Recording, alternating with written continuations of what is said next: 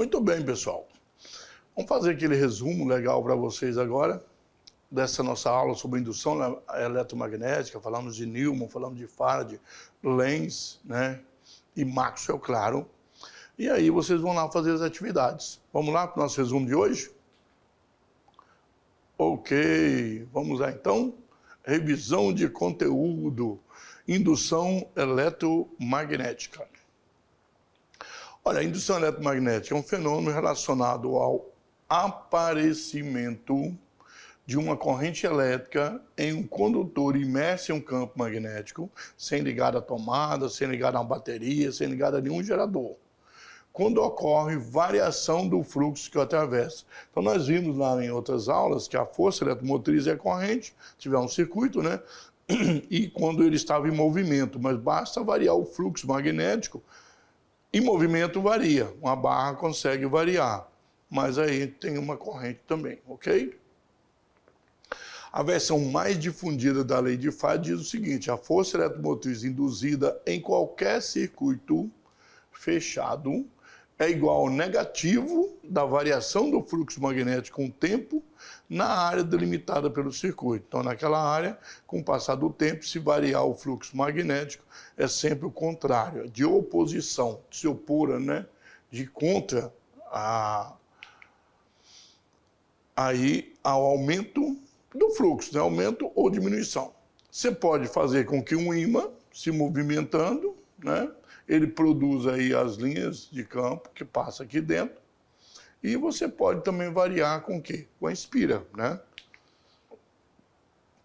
A variação de fluxo causada pela variação de uma área A. Então, no anterior, o ímã estava movimentando, indo e vindo, e agora você pode movimentar a própria área. Quando diminui a área ou aumenta a área, você tem o quê? Você tem, voltando aqui só para ver aqui, ó. Quando a área diminui, surge uma corrente em sentido contrário. Quando a pilha está em repouso, não tem nada, ou mergulhar dentro do campo, não acontece nada, né? E não surge corrente, porque o fluxo não há variação. Quando ela estiver entrando ou quando estiver saindo, tudo isso aqui é possível ter uma variação do fluxo. Nesse caso aí, se estiver parado totalmente aqui dentro, nessa parte aqui, aqui não ficou totalmente dentro, né? Porque eu desenhei lá fora. Quando ela estiver totalmente dentro, nessa parte aqui, enquanto estiver aí, ela não produz corrente, não aparece uma corrente induzida, porque não varia o fluxo. Tem que estar entrando ou saindo, né? Então, como nós vimos naquele exercício, a parte que quando entra e quando sai, tá? Possível sentido você ir para a direita e para a esquerda, né? Isso aí não tem problema nenhum. Aqui, a variação de fluxo causada pela variação do ângulo. Como lá nós temos que o fluxo é B vezes A e cosseno desse ângulo, então se girar, aí nós temos, se você tiver a área totalmente imersa dentro do campo, aqui nesse caso ela está apontando para fora aqui, ó, então nós temos aqui, se tiver, no caso a linha, se não girar, né, nós temos um fluxo que não está passando aqui dentro da espira, porque a espira é essa área aqui, ó. Então, se você tiver, é um ângulo de 90, cosseno de 90 é zero. Se você transformar ela passando toda dentro, girando ela de tal maneira que ela fique com 0 graus, né? Então você tem o máximo, cosseno de 0 é 1. É o máximo da área entre a área e o campo, tá? Então, quando você estiver no sentido que não tem linhas de campo atravessando, você não tem fluxo magnético, tá bom? Bom, pessoal, então o que vocês vão fazer? Vão lá e façam as atividades, porque nós sabemos que daqui a pouquinho a gente volta para tirar as dúvidas com vocês, ok?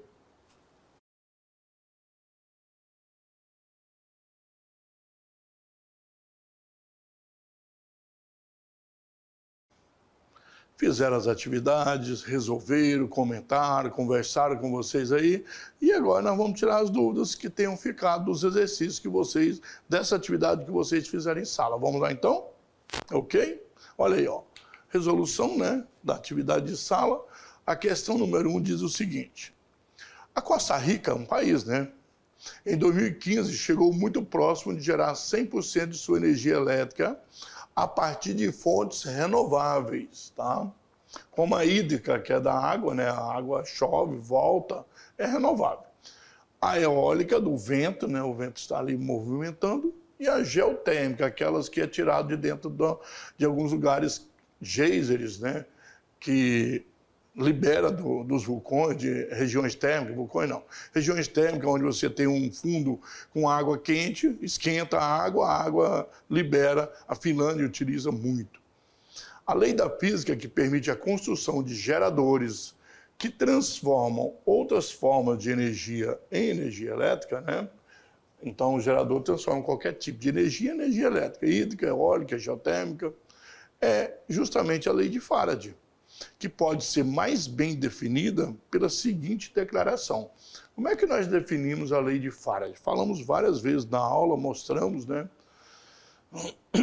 Quer dizer que toda carga elétrica, a lei de Faraday diz isso, produz um campo elétrico com direção radial, cujo sentido independe do sinal dessa carga.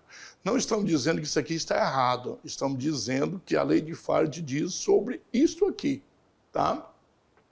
Nós sabemos que a carga elétrica produz um campo elétrico, tem direção radial, e agora o sentido aqui, ele depende, né, do sinal da carga, claro, que diz que independe do sinal da carga, depende.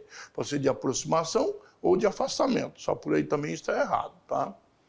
Toda corrente elétrica em um fio condutor produz um campo magnético com direção radial ao fio. Tá? Uma direção radial ou perpendicular, né? Uma carga elétrica em repouso, imersa em um campo magnético, sofre uma força centrípeta. Aquela força magnética que faz ela girar, ela está em repouso, está parada. Toda onda, segundo o ano lá, eletromagnética, torna-se onda mecânica, quando passa de um meio mais denso para um meio menos denso. A luz, por exemplo, é uma onda eletromagnética, quando ela muda de meio de um denso para menos denso, ela fica uma onda mecânica. O som é uma onda mecânica. A força eletromotriz induzida em uma espira é proporcional à taxa de variação do fluxo magnético em relação ao tempo gasto para realizar justamente essa alteração. Então, falando da lei de Lenz, nós percebemos que a nossa aula é praticamente toda aí falando de força eletromotriz, não é? Então, na verdade, nós estamos falando praticamente aí de indução eletromagnética. Então, ficou fácil aí para você ver qual é a questão, né? Letra E. Força eletromotriz induzida é proporcional à taxa de variação do fluxo magnético, até porque epsilon é igual a delta φ sobre delta T menos, né? Segundo o Lenz. Então, variação de fluxo por um certo tempo. Ficou muito fácil de resolver essa, né, pessoal? Nós falamos muito sobre Faraday aí, falamos na aula sobre indução eletromagnética. Quer dizer, pode ser que numa prova lá do final do bimestre você não lembraria, mas na aula de hoje, essa ficou bem claro. Está falando de eletromagnetismo, está falando de indução eletromagnética e está falando de variação de fluxo. Então, acredito que essa vocês não erraram, tá? Vamos lá para a nossa segunda questão, ok? Olha aí. Uma espira está imersa, está dentro, né, de um campo magnético e tem a intensidade do fluxo magnético que atravessa de 4 vezes 10 a menos 6 Weber de valor. No intervalo de 20 segundos, ao ΔT aqui, a intensidade do campo magnético é reduzida a zero. Então, desse valor de 4 vezes 10 a menos 6 até zero em 20 segundos. Determinar o valor da força eletromotriz induzida na espira nesse intervalo de tempo. Beleza, né, pessoal? Então, nós podemos ver aí que a lei de Faraday, a equaçãozinha aí, menos ΔΦ sobre ΔT, não preocupa com esse menos, né? Fluxo final menos fluxo inicial, que é a variação do fluxo. O final é zero, o inicial é 4 vezes 10 a menos 6. E o tempo, o intervalo de tempo, levou 20 segundos para isso acontecer. Levou 20 segundos, então... Olha bem, já diminuiu, ficou menos 4, com menos aqui Menos com menos virou mais, né? E aí 4 dividido por 20, 0,2. Micro. Mas aí tem 10 a menos 6, se você transformar, você vê que não tem 0, alguma coisa, se você transformar aqui, você vai andar uma casa, a vírgula para cá, 2,0, que é 2, e aí de menos 6 tem que ir para menos 7. Então fica 2 vezes 10 a menos 7 volts, né? Então a resposta aí, bem simples, letra D, né? D de professora Daisy, que não está aqui com nós hoje, mas está sempre dando aula com vocês aí, certo? 2 vezes 10 a menos 7. É bem tranquilo aí, acho que foi fácil, né? Usar a equação. A primeira falou da própria lei em si. E aqui está a lei em maneira matemática. Aqui diz que a força eletromotriz acontece quando houver uma variação de fluxo durante o intervalo de tempo. Então, e contrariando o fluxo original. Se estiver aumentando, diminui, se estiver diminuindo, tenta aumentar. Vamos para a questão 3. Vamos determinar o fluxo magnético em Weber sobre uma espira quadrada com lado de 20 centímetros. Só tem um lado, quadrado é um lado vezes o outro, L vezes L. Sob influência de um campo magnético perpendicular à reta normal ao plano dessa espira e de módulo 100 Tesla. Pessoal, aqui é tomar bem cuidado, né? Olha bem, lembra que fluxo magnético é BA cosseno de θ, cosseno do ângulo. Se é perpendicular, o ângulo é o quê? 90 graus. Qual o cosseno de 90? Você já sabe a resposta, né? Vamos lá? É só prestar atenção, não sei, vamos, voltando lá então. Então você percebe que tem certas coisas que você não precisa ficar sofrendo muito, né? Olha aí, ó, se ele é perpendicular ao plano da espira, não existe linhas de campo magnético passando. Ele é perpendicular ao plano, né? Então, nesse caso, o fluxo magnético é nulo, conforme a representação a seguir. Olha lá, cosseno de 90, né? Nós sabemos que o fluxo é 0. Portanto, letra A. Não tinha que pensar muito. Tem coisas que você não precisa ficar pensando, batalhando, nada disso. Pode ficar de boa e já fazer logo, certo? É umas questões bem tranquilas. Ah, e esse monte de número aí, a espira de lado, não sei o que. Ah, existe. Colocou lá, só que nesse momento o fluxo era nulo. E se fosse num outro momento, quando girasse com 60 graus, já não era nulo, você tinha que calcular, certo? Vamos para a nossa questão de Enem, então? Ó, uma espira circular de raio 0,2 metro, muito parecida com a anterior, está sob influência de um campo magnético de módulo 5 Tesla. Determine o fluxo magnético sobre a espira, considerando que o ângulo entre o vetor campo magnético e a reta normal ao plano é de 60. E agora já mudou.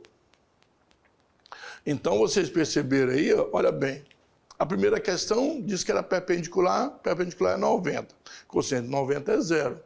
Essa agora já diz que você precisa calcular, porque se é 60, só quando é 90 que é 0. Se é 60, você tem que calcular. Lembrando que o cosseno de 60 é meio, 0,5. É metade do valor máximo. Vamos lá, então? Então você percebe que mudou a questão. Então leia com atenção. Ah, já não. E aí, aqui tem um valor de π igual a 3, né? Ó, o fluxo. Lembra que nós queremos o fluxo magnético sobre a espira. Só que a espira, ela é circular.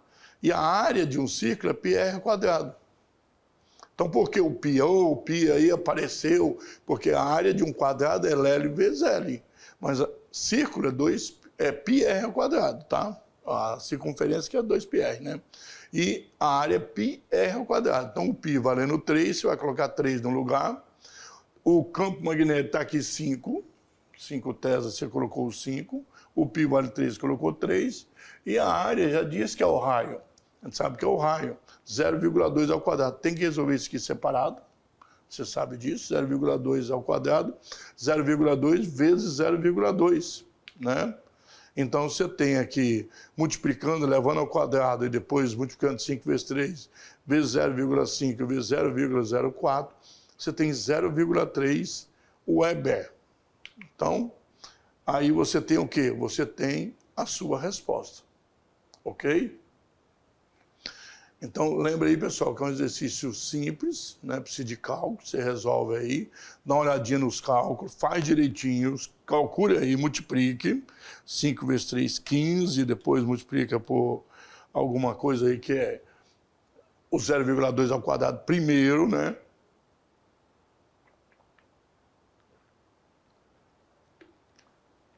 Então, 0,5 é metade, é 1 sobre 2 também. Poderia usar 1 sobre 2, dividir por 2, né? Bem fácil, bem tranquilo. Então, é uma aula simples. Você faz os cálculos direitinho, né? Presta atenção na leitura e não perca tempo. Bom, olha bem o que nós temos aí. Nós temos alguns exercícios. O primeiro exercício, ele vem bem tranquilo, explica numa certa situação e aí coloca para você a lei de Faraday. Obedece a lei de Faraday. Então, a lei de Faraday é o quê? Nós sabemos que é a variação que nós temos do fluxo com o passar do tempo, se opondo à variação do fluxo original, né? E te dá uma força eletromotriz que vai aparecer uma corrente induzida no circuito, se for um circuito fechado. Certo? Em seguida, nós tivemos um outro exercício que explica uma questão muito simples. Você vai lá, você tem, falando da região do campo, e se você tem uma espira, e a espira vai girar no campo, se ela for perpendicular ao campo, ela tem 90 graus, e o cosseno de 90 é zero. Então, o fluxo é nulo nesse momento. Ela vai variar de zero, que é máximo, né? Cosseno de zero, que é o ângulo zero, que é o máximo valor, até zero, que é o ângulo de 90. Se você continuar girando, ela vai de novo, de 90 até zero, zero até 90, e vai girando e vai alternando aí. Vai tendo uma corrente induzida, circuito fechado, um galvanômetro pode medir de maneira bem fácil isso aí. Nós temos também o campo magnético mostrando que o fluxo, a variação do fluxo, né? Ângulo de 60, 0,5. Então, um ângulo de 60, você tem a metade do fluxo atravessando a metade da corrente induzida aí, da força eletromotriz, né? Sabemos que quando um campo magnético uniforme, ele movimenta em relação a uma espira, com certeza essa espira vai ter uma corrente induzida, uma força eletromotriz, uma corrente induzida devido à variação de quê? Do indutor que nós temos ali, pode ser uma espira. Mas você pode também movimentar a espira pode entrar e sair desse campo magnético, ficar movimentando. E mesmo estando totalmente dentro do campo, se ela estiver girando, uma espira girando, ela pode também, devido à movimentação do ângulo, ter uma corrente elétrica induzida aí. Então, essa aula, tanto os exercícios como a aula de hoje, falando de indução eletromagnética desde Faraday, que é epsilon igual a menos ΔΦ sobre ΔT, nós temos, na verdade, aí uma explicação completa da indução eletromagnética. E aí não tem como você agora, se prestou bastante atenção na aula, você entendeu realmente que nós fizemos uma pergunta numa aula, falamos assim, é possível uma barra de metal, um metal, sendo movimentado e acender uma lâmpada? É possível, está aí. A explicação total, uma aula que chega no final dela explicando realmente que basta um metal, uma espira, se movimentando, a gente consegue realmente produzir corrente elétrica. E corrente elétrica acende uma lâmpada. Então, essa aula fecha aquele assunto todo que nós trabalhamos. Ok, pessoal? Então, até uma próxima aula.